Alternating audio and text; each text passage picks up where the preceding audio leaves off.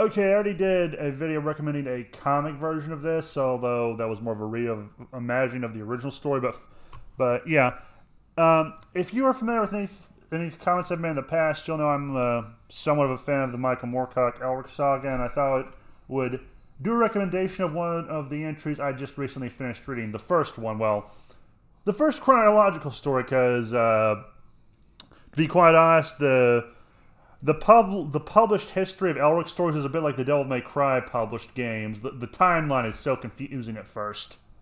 But and basically, this is a story of Elric of Melnibone. And for those of you who are not familiar with it, I will give you some vague descriptors. Elric is an albino spell sword. In the story, he is the emperor at the time of Melnibone. He is the latest one after his father Cedric, and he didn't have a fun childhood, I can assure you.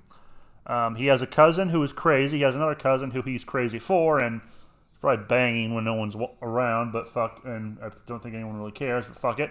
And he belongs to a group, you guessed it, called Melniboneans. Now, Melniboneans are fucked up individuals. The best way I would describe them is think the Roman Empire, but with antediluvian leagues of depravity and Nephilim depravity. That's more or less how I describe these fuckers. And to give you some idea of what I mean by that, antediluvians were humans before the flood. They were cruel, wicked.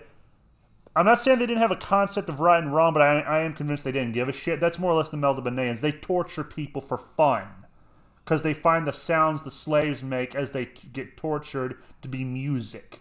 Like it's Sabaton to them, or a Mozart symphony, or Bach. I don't know. So there's that. They're also like the Romans in that they are an empire, but they are, especially in Elric's time, they are an empire that are about to be in the rearview mirror, if you catch my drift. They are declining. They have stopped conquest, and they have more or less found it more worth their time to just stay on their little shithole island. And, well, not shithole, but stay on their island, engage in depravity, torture slaves, pray to this crazy god Ariok, who's basically like, I would call him a demon king, but I feel like that does not properly convey how fucked up this man is. Or he's more like a Lord of Chaos or devil, I suppose. And in fact, I believe one of the words they used to describe him in the story is a High Duke of Hell. So they are aware of hell in Elric's world.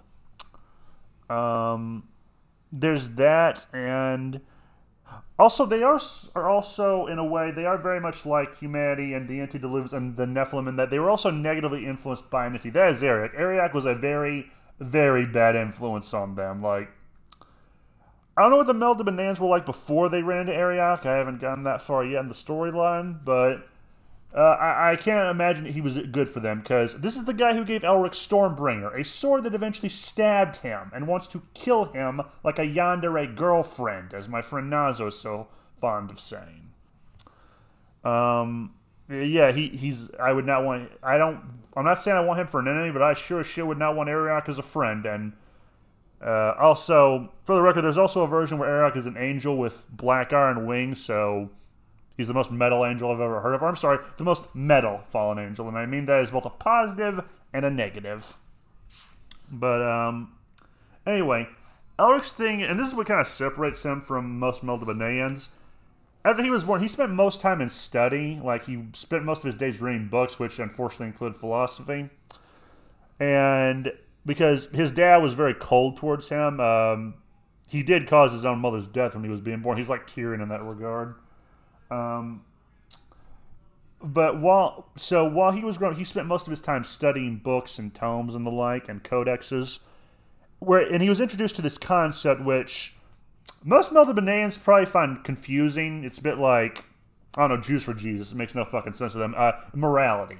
It baffles their fucking mind. And here's the weird thing: there's actually two other Melniboneans who are close to what Elric is like in terms of that. One is Cimmeril, the girl cousin who he's in love with. The other one is Devim Tavar, the leader of the Dragon Riders, who, by the way, the Dragon Riders can only be used once, and then they have to sleep for a year or centuries or a millennium.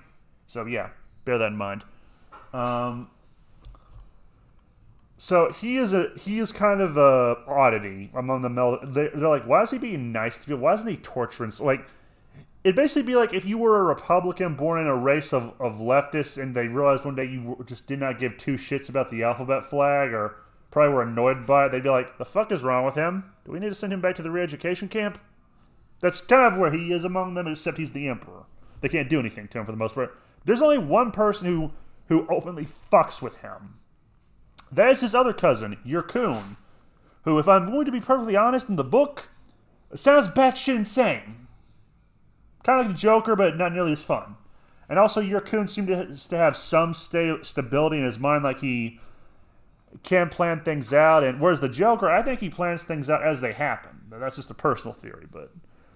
And the story's about how this plot of Yurkun's later leads to Elric eventually deciding, okay, fuck this. I'm going for a walk. And no, not the Alucard Team 4-star version.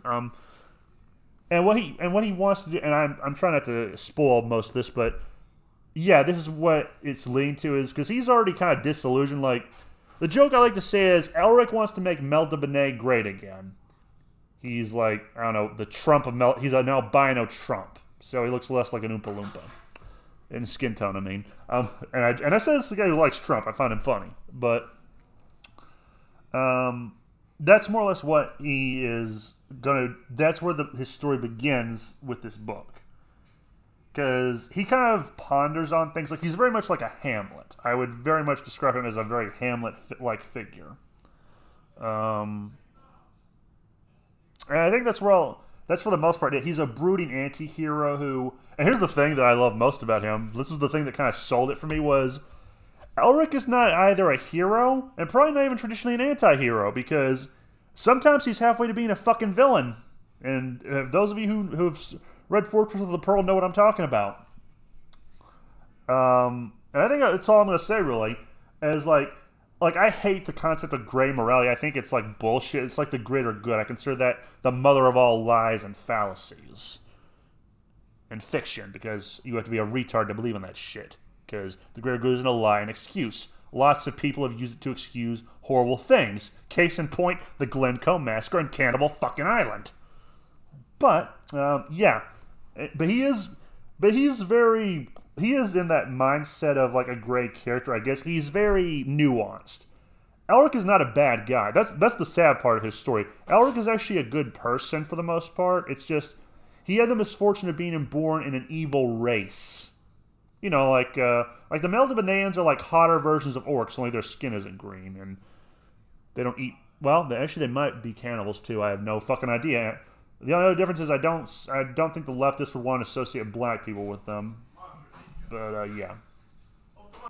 There is one thing I almost forgot to add, though, before I end this. Michael Moorcock is kind of like an inspiration for the A Song of Ice and Fire books, which is never being finished, by the way, because George R. R. Martin is a diabetic golem and a lazy fucktard. If you go into this thinking it's going to be, like, epic in that scale, I should preface, or I should include this. It's not epic in that way to where it's like you have this well, sort of, where it's kind of like this big overall event. I mean, there's a big thing with Elric of an event, but that's his life story. But because he's part of a multiverse, because Michael Moorcock is one of the people who I consider a pioneer of making the multiverse as big as it's gotten to be, probably.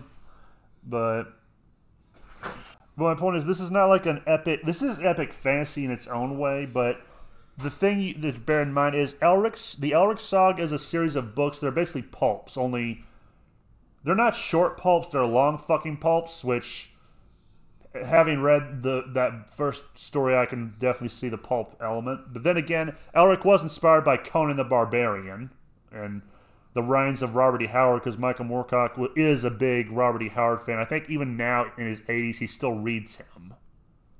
But then again, having read Robert E. Howard's writing style and his choice of wording, I can see why.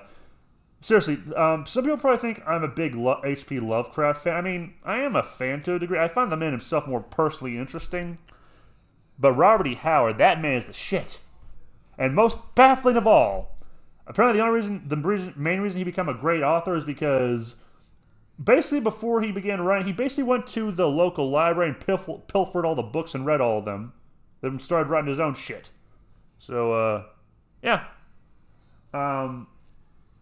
Yeah, no, that's all I can really say. It's like these are pulp books, but they are longer. The chapters themselves are actually pretty short, in my opinion. It's just the pages are they're structured in a way that makes them longer, I guess. But that is what I would say makes.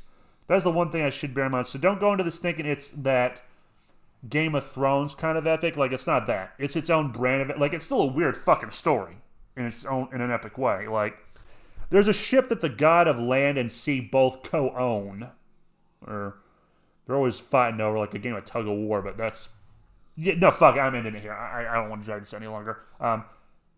Give it a shot. I love it. It's fucking awesome. And also, wimps and posers who bitch about it leave the hallway just for my own personal amusement. Because I fucking hate hipsters and Witcher fantards. Like, if you like The Witcher, fine, but don't be a retard about it. And sorry, I'm dragging it. That's the video. Have a nice day, and yeah, Ymiro hid and Blood and Souls for Elric and all that. Bye bye.